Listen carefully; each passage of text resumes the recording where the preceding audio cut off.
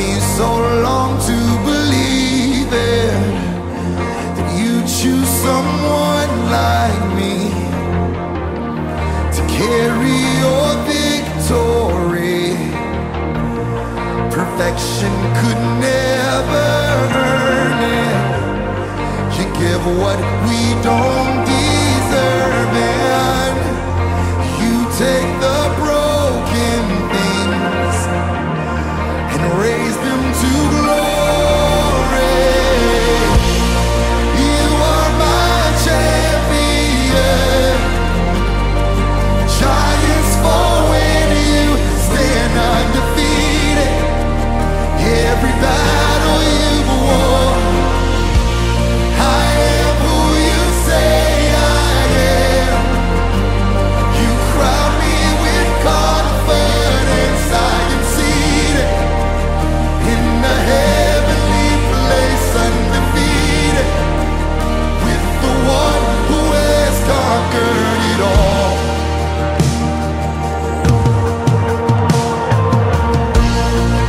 Now I can finally see it.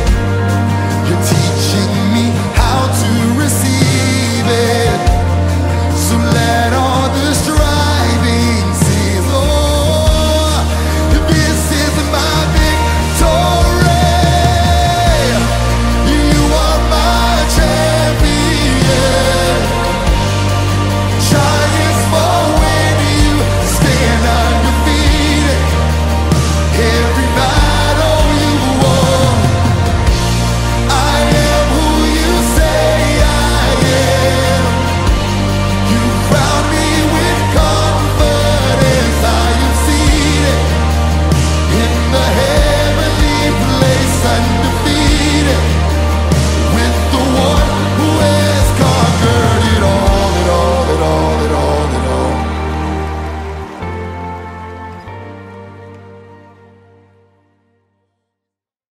Selamat malam semuanya. Kali ini kita akan berbicara tentang strength under control.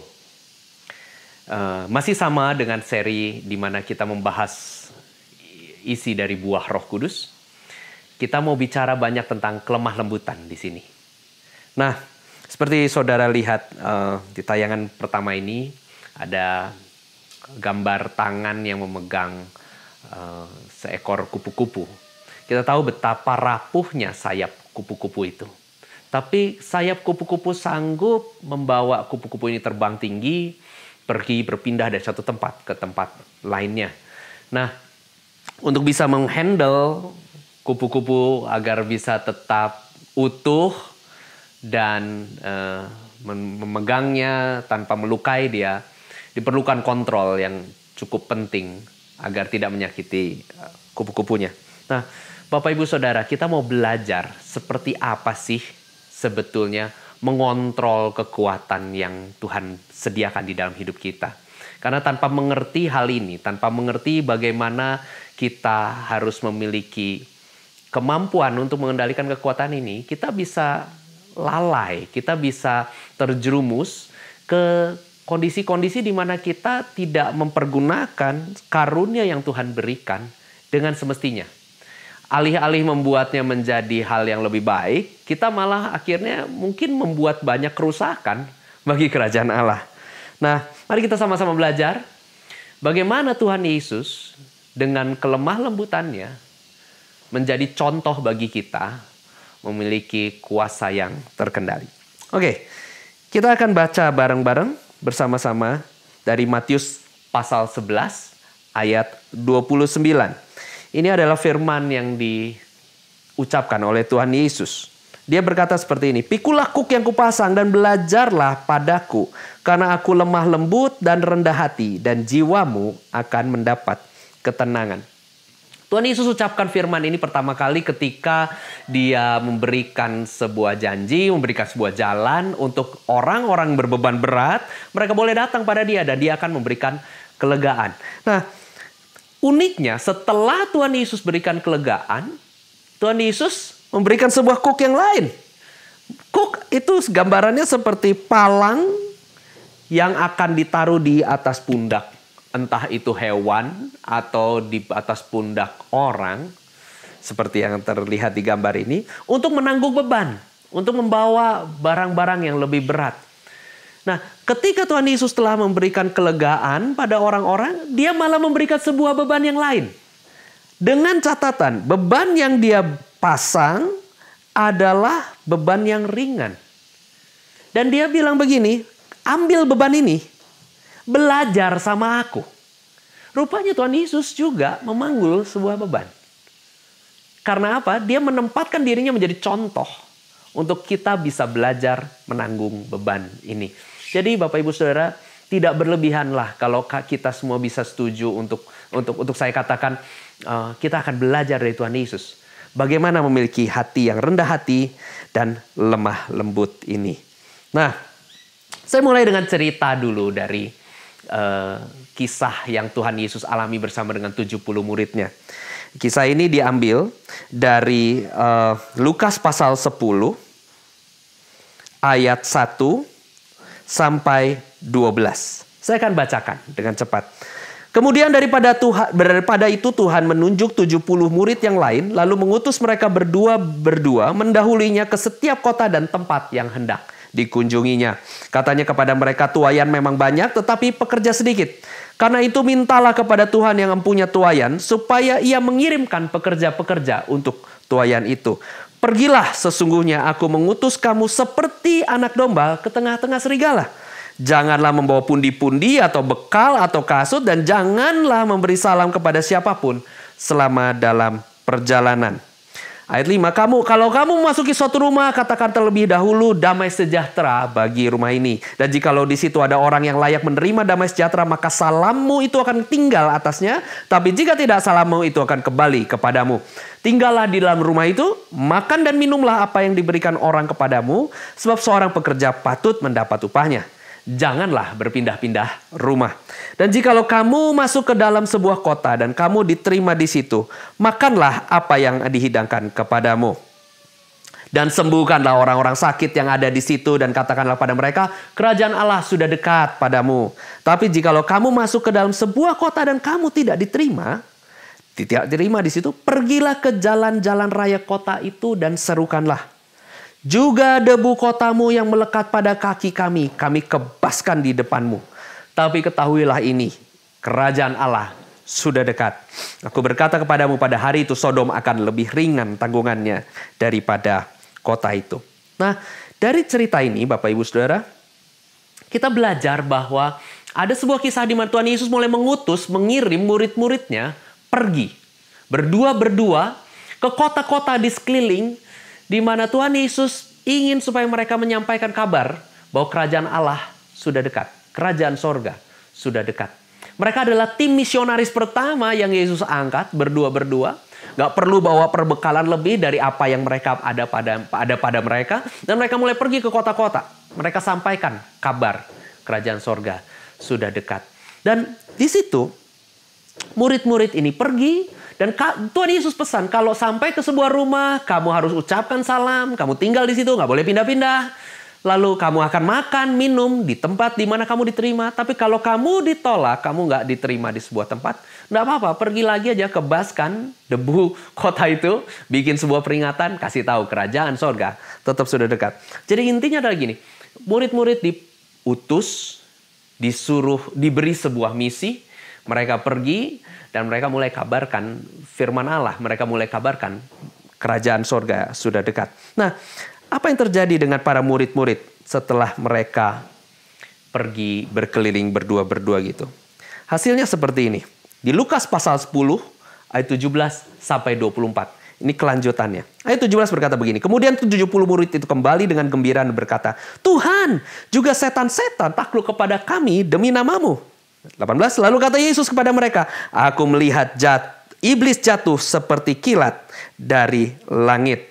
Kemudian 70 murid itu kembali berkata, ayat 19 katakan, sesungguhnya aku telah memberikan kuasa kepadamu untuk menginjak ular dan kalajengking, dan kuasa untuk menahan kekuatan musuh, sehingga tidak ada yang akan membahayakan kamu. Namun demikian janganlah bersukacita karena roh-roh itu takluk kepadamu, tapi bersukacitalah karena namamu ada terdaftar di surga. Nah, Bapak Ibu Saudara, ketika 70 murid-murid itu pulang balik, mereka sampaikan kabar bahwa even the devil, bahkan setan-setan itu tunduk di dalam nama Tuhan Yesus.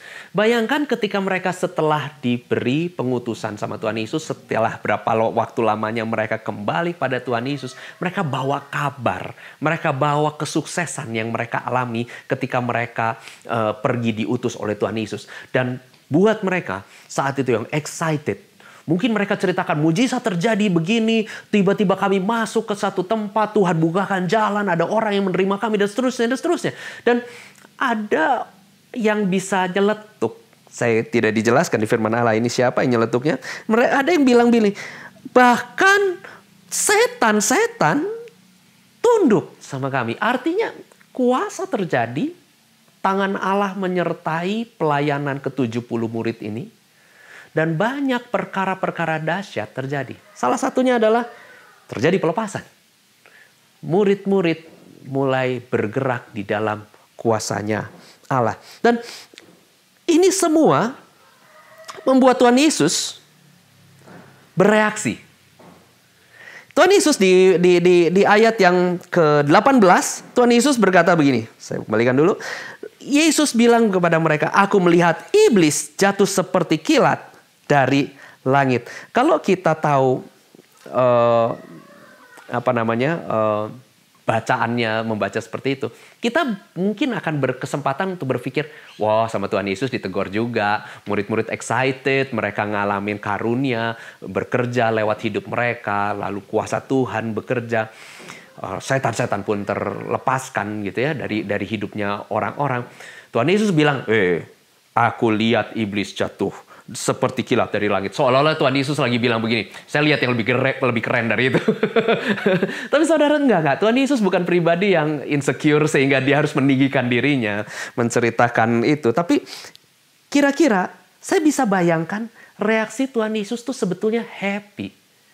Ketika murid-murid excited, ketika mereka mengalami satu pengalaman rohani, mereka kembali sama Tuhan Yesus. Tuhan Yesus sebagai orang yang mengutusnya, melihat hasil-hasil yang timbul, ikut happy, ikut bahagia. Dan dia mulai bilang, aku lihat iblis jatuh dari langit. Wow, kamu ngalamin itu, aku juga lihat. Kira-kira ekspresi Tuhan Yesus saat itu seperti itu. Jadi ketika ayat 19, ayat 20 kita baca bareng-bareng. Kira-kira emosi Tuhan Yesus saat itu adalah, dia bilang begini, aku kasih kamu loh, tahu nggak? Kuasa untuk nginjak ular dan kalajengking. So Jesus is overjoyed. Yesus itu bersukacita dengan meluap-luap. Oke? Nah, dia betul-betul bisa tunjukkan bagaimana sukacitanya kepada murid-muridnya.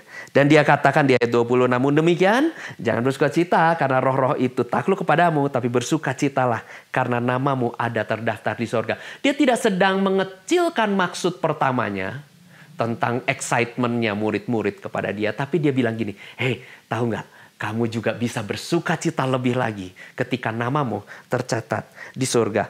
Kira-kira saya mau ajak Bapak Ibu Saudara membayangkan percakapan antara murid-murid dengan Tuhan Yesus itu emosinya seperti itu.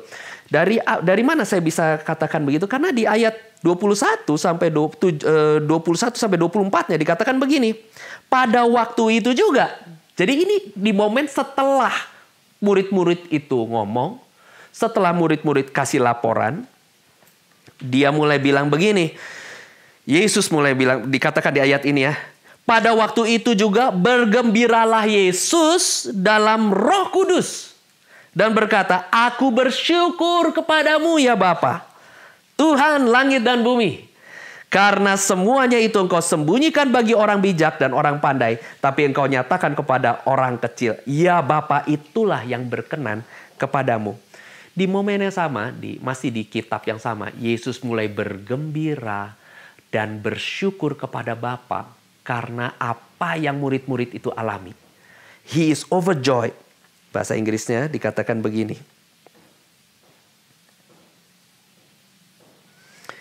Di ayat 21, Dia overjoyed and rejoiced. Saya dapatnya dari mana?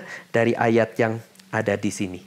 Dari versi Amplified Bible dikatakan, in that very hour he was overjoyed and rejoiced greatly in the Holy Spirit. And he said, I praise you, O Father, Lord of heaven and earth, that you have hidden these things relating to salvation from the wise and intelligent and have revealed them to infants. Yesus happy ketika murid-muridnya ngalami kuasa bersama-sama dengan Roh Kudus. Nah, sampai sini saya bisa ajak Bapak Ibu Saudara untuk melihat bahwa suatu kesukaan bagi Tuhan Yesus untuk kita bergerak di dalam karunia. Suatu sukacita bagi Tuhan Yesus untuk kita mengalami pengalaman di dalam karunia Roh Kudus. Nah, satu yang bisa kita lihat berikutnya dari cerita ini adalah ada titik di mana murid-murid agak meleset dari tujuan utama karunia-karunia ini. Dan itu bisa kita lihat di cerita di Lukas 9 ayat 51 sampai 56. Ingat tadi ya bahwa murid-murid diutus berdua-berdua pergi ke kota-kota sekeliling. Dan Tuhan perlengkapi mereka kembali, ada yang ngalamin mujizat-mujizat. Dan Tuhan Yesus pesankan, kalau kamu diterima, kamu makan di situ. Tapi kalau kamu tolak, dikebaskan. Dan ini yang terjadi ketika akhirnya murid-murid ditolak. Lukas 9 ayat 51 sampai 56. Ketika hampir genap waktunya Yesus diangkat sorga, ia mengarahkan pandangannya untuk pergi ke Yerusalem. Dan ia mengirim beberapa utusan mendahului dia. Jadi sama, pola yang sama. Satu utusan lagi dikirim mendahului Tuhan Yesus. Mereka itu pergi lalu masuk ke suatu desa orang Samaria untuk mempersiapkan segala sesuatu baginya. Ayat 54, tetapi orang-orang Samaria itu tidak mau menerima dia karena perjalanannya menuju Yerusalem. Ketika dua muridnya yaitu Yakobus dan Yohanes melihat hal itu, mereka berkata, Tuhan, apakah engkau mau supaya kami menyuruh api turun dari langit untuk membinasakan mereka? Akan tetapi ia berpaling, menegur mereka, lalu mereka pergi ke desa yang lain. Jadi ini ada satu sisi cerita yang lain. Ketika murid-muridnya pulang bawa kabar dari pengutusan yang Tuhan Yesus berikan, kuasa terjadi di situ. Tuhan Yesus excited. Tuhan Yesus senang banget. Dan itu membuat murid-murid pun juga senang. Saya percaya kalau saya salah satu murid-murid Yesus yang ketika saya diutus mungkin salah satu dari 70 murid itu dan mulai karunia-karunia itu terjadi, saya happy, saya sampaikan berita itu ke Tuhan Yesus juga happy. Tuhan Yesus juga sukacita. Dan yang terjadi saat itu habis mereka mengalami sukacita yang penuh karena karya-karya Allah terjadi, murid-murid mulai over influence by the power. Mereka menjadi agak sedikit besar kepala karena kuasa-kuasa yang ada. Dan kejadian ketika ada satu desa di Samaria menolak mereka. Dan saudara tahu Samaria dengan orang-orang Yahudi, mereka berseberangan, mereka tidak akur di masa itu. Jadi Yohanes dan Yakobus mulai berpikir untuk menyerahkan kekuatan, untuk mengambil otoritas, mengambil kuasa, untuk memberi hukuman kepada desa ini. Jadi mereka mulai nanya ke Tuhan Yesus. Kira-kira bayangannya gitu ya. Dia ngomong sama Tuhan Yesus. Tuhan, ini daerah nolak kamu. Daerah ini tidak suka engkau datang lewat situ. Gimana menurut engkau Tuhan? Haruskah kami minta supaya api dari langit turun membinasakan mereka? Saudara bisa bayangkan kuasa telah berjalan di dalam hidupnya murid-murid. Murid-murid telah mengalami sebuah sukacita karena Yesus pun approve. Tuhan Yesus pun setuju sama kuasa yang bekerja dengan sangat indah ini. Happy malah. Dan sekarang ada yang menolak. Murid-murid nanya, gimana Tuhan yang ini? Binasakan saja dengan api dari langit. Yang Yesus lakukan adalah dia mulai berpaling ke murid-murid. Dan dia tegur. Tidak dijelaskan secara spesifik tegurannya apa. Tapi saat itu Yakobus dan Yohanes kena teguran. Dan habis itu Tuhan Yesus pergi lagi ke desa yang lain. Jadi ada kondisi di mana mereka happy. Lalu ada kondisi di mana mereka akhirnya abusing the power. Dan sekarang saya mau bawa saudara untuk masuk ke dalam sebuah cerita yang lebih unik lagi. Di mana kelihatannya ini abusing power juga. Yaitu cerita ketika Tuhan Yesus mengutuk pohon ara. Di cerita ini dari Markus 11 ayat 12 sampai 14, 20 sampai 24, 22 sampai 26. Saya akan baca beberapa ulang beberapa ayat dibagi di 3 topikan seperti ini, dan saya harap dari sini kita bisa belajar sesuatu yang menarik, karena ketika saya baca ayat ini, wow, it's interesting. Tuhan memberikan sebuah pengertian yang dalam yang membuat saya bisa belajar hal yang indah. Nah, Markus 11 ayat 12 sampai 14 dulu ya.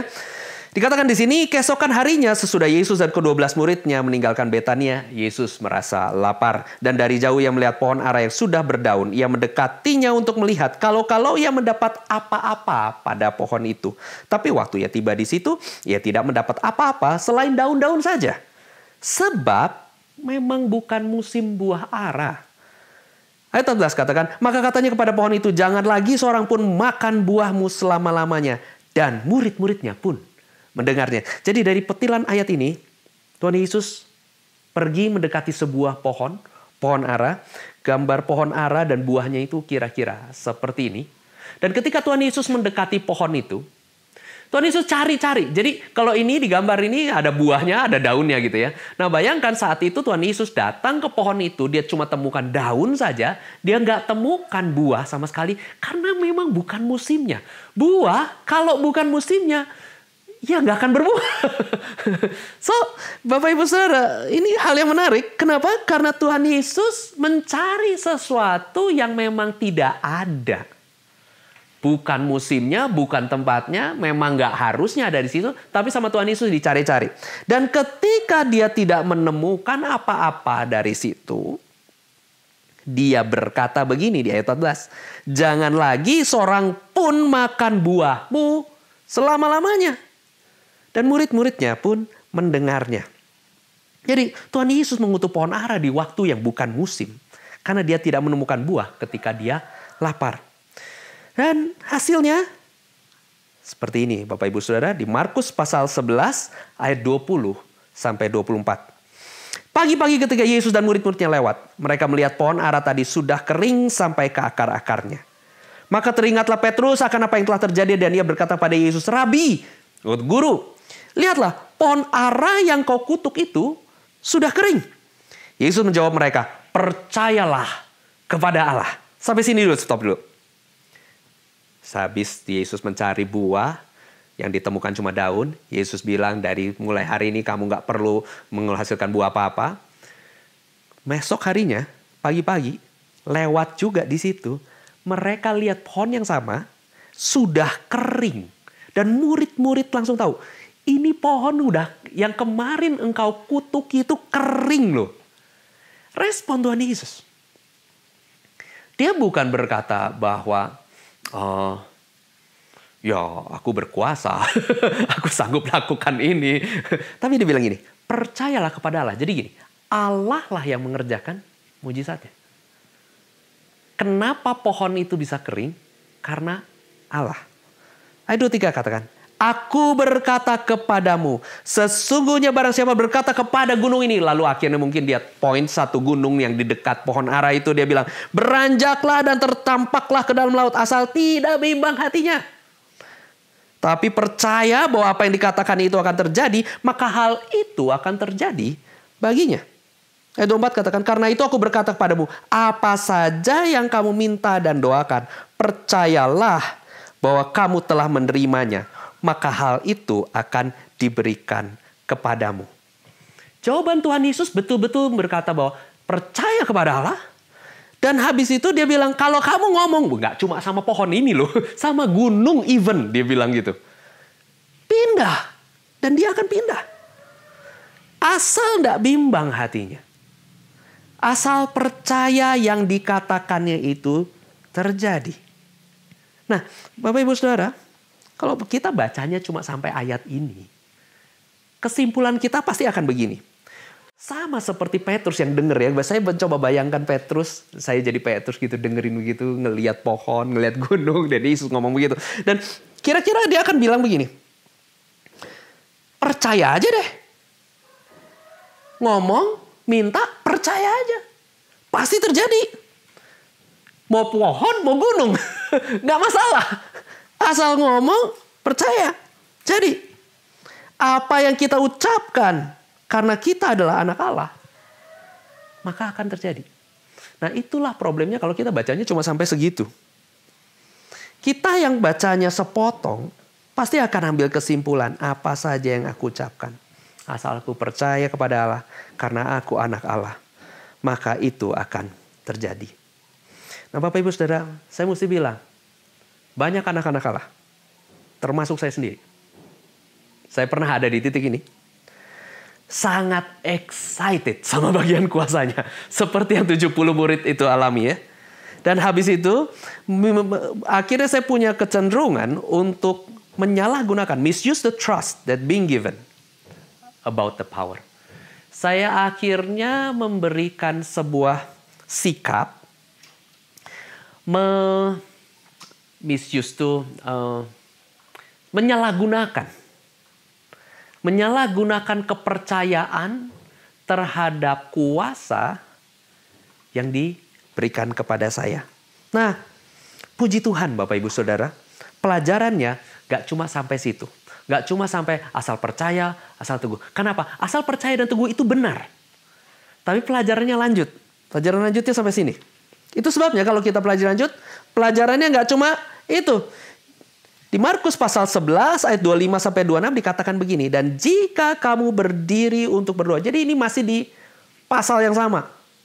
Setelah Tuhan Yesus ceritakan tentang kuasa, iman, percaya, ngomong sama pohon, ngomong sama gunung, gak ada bedanya, asal kamu yakin aja. Percayalah kepada Allah, dikatakan begitu. Kamu akan dapat, kamu akan bisa pindahin gunung, kamu akan bisa buat pohon itu menjadi kering.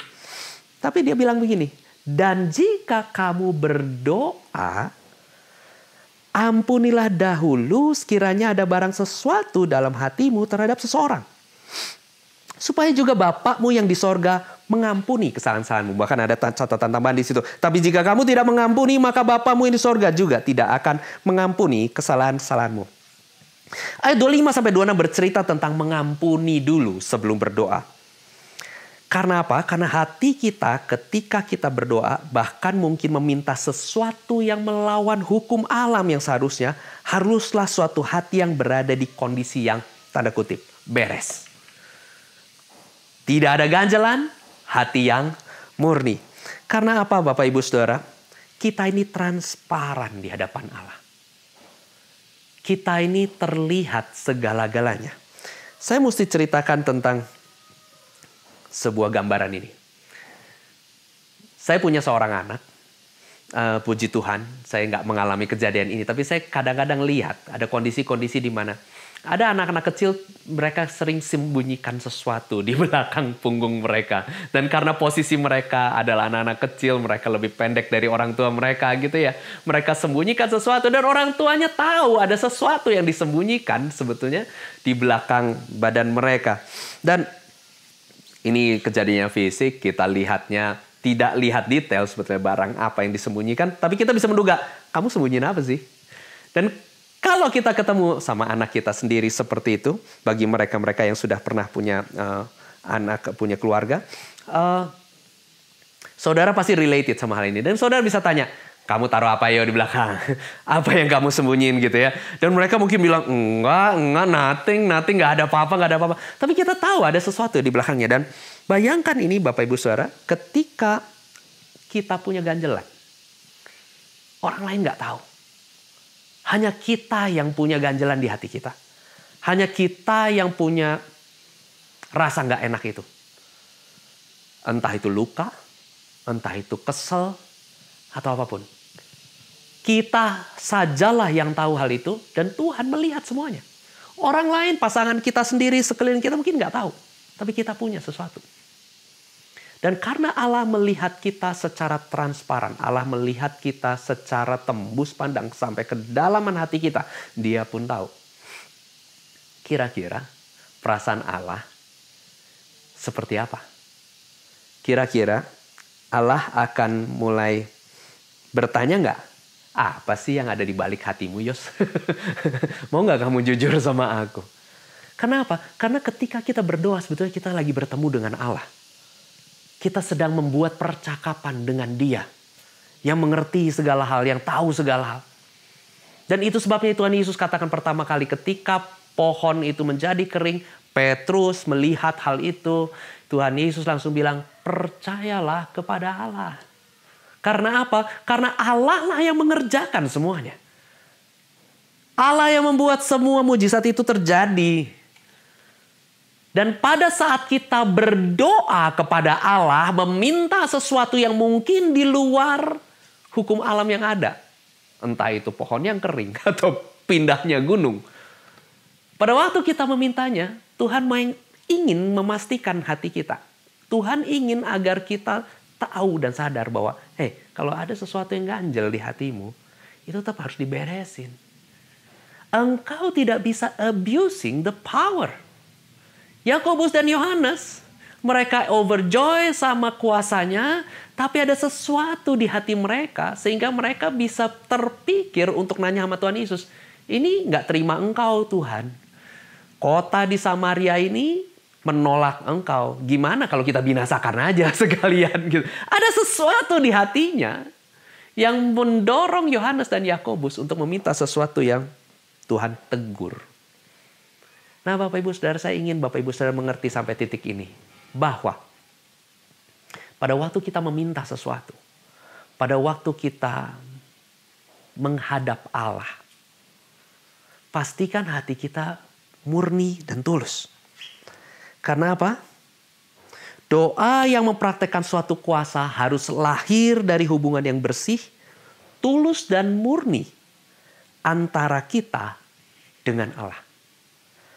Seharusnya ada hubungan dan kedekatan yang saling mengenal dulu antara Allah dan kita, dan kedekatan ini adalah kedekatan yang hidup dan sehat. Suatu hubungan yang sehat.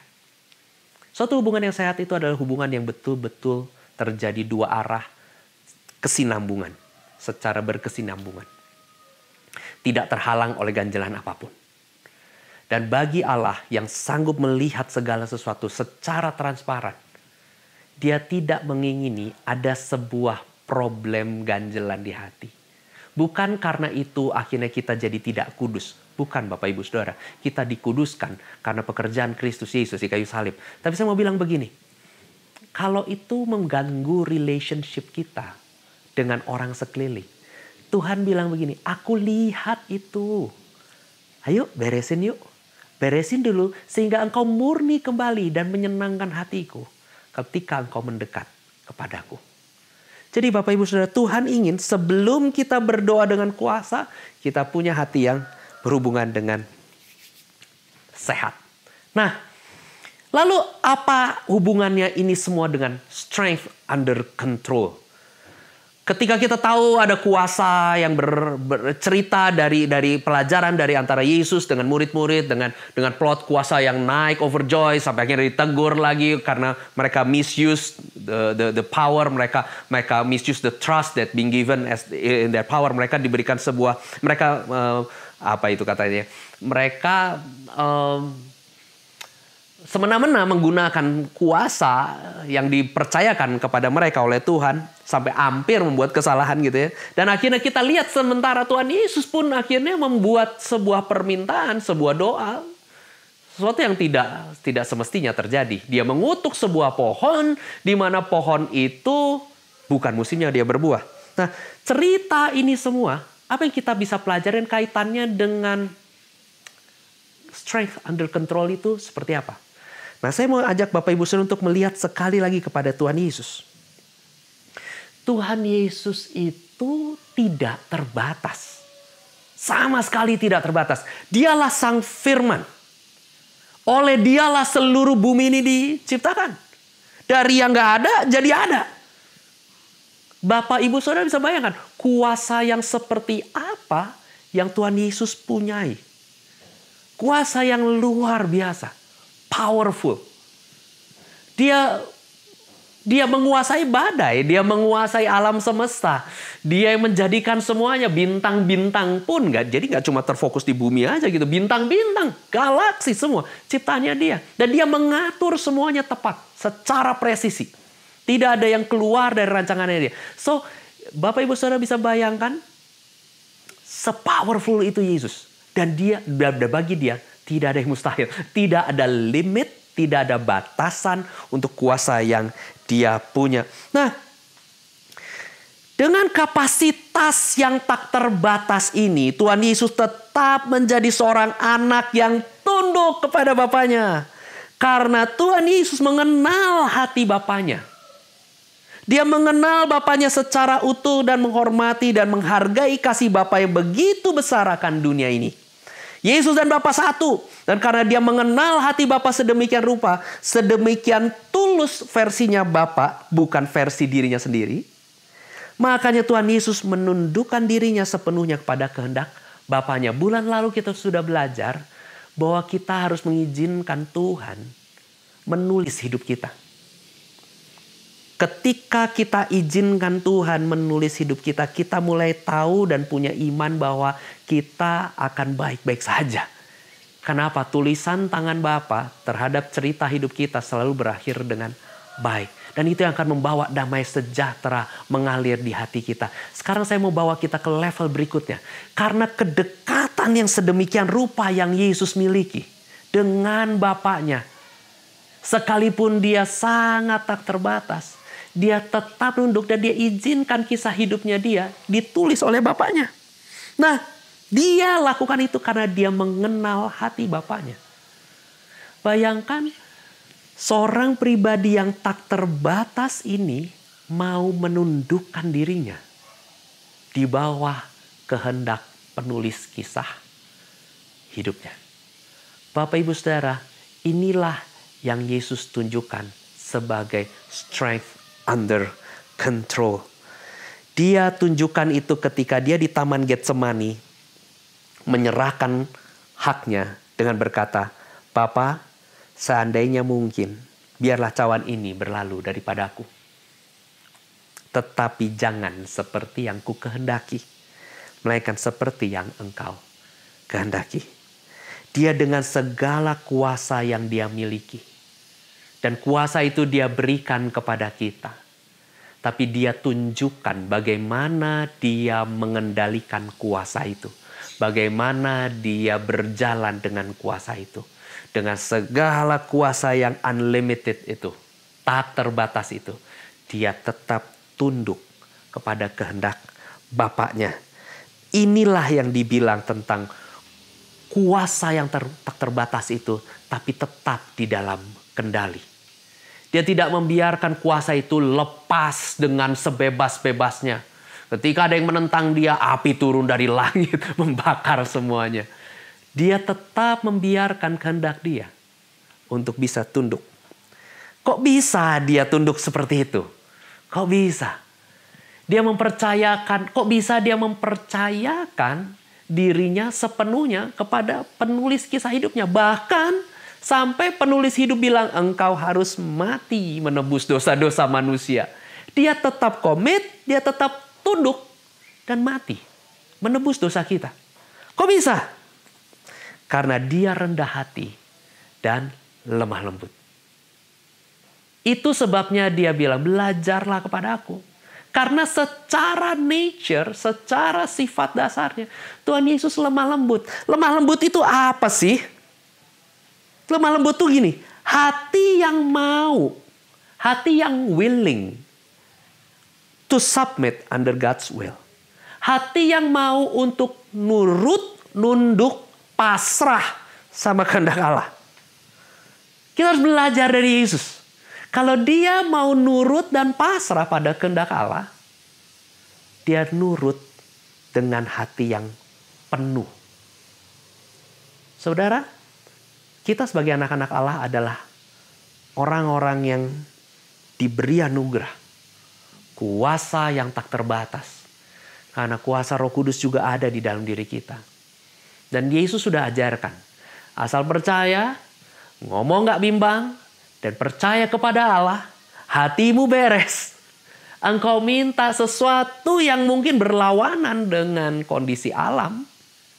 Baik itu gunung pindah, pohon menjadi kering.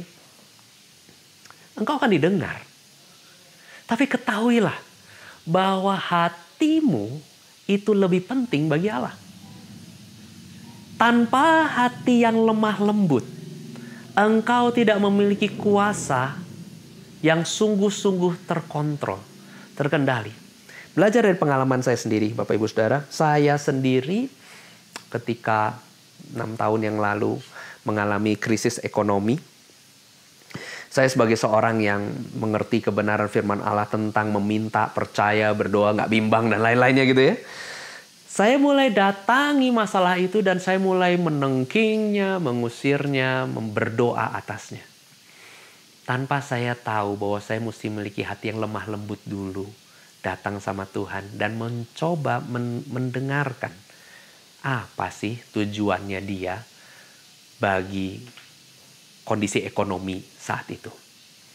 Jadi di awal-awal, di bulan-bulan pertama ketika saya mengalami masalah keekonomi, saya datang dengan iman dan berdoa, lalu menghardik semua permasalahan ekonomi yang saya alami.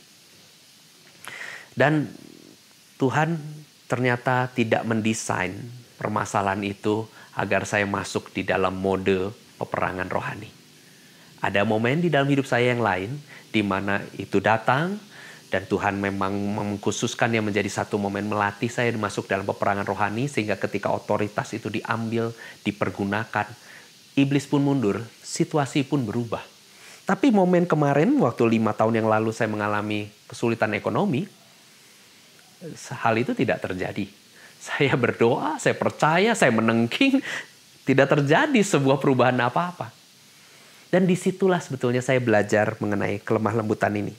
Saya belajar untuk memiliki hati yang seperti Tuhan Yesus miliki. Bayangkan saudara, ketika Tuhan Yesus didesain untuk mati di kayu salib. Dan kalau dia tidak punya kelemah lembutan, dia punya power yang luar biasa untuk recreate everything, untuk membuat segala sesuatunya ulang. Dia bisa saja menggunakan kuasa itu, abusing the power, menggunakannya dengan semena-mena, dan mengubah semua cerita yang ada. Dan bayangkan saudara, kita ada di mana ketika Tuhan Yesus seandainya tidak mengontrol kuasa yang ada di bawah dirinya dengan kelemah lembutan yang dia punya.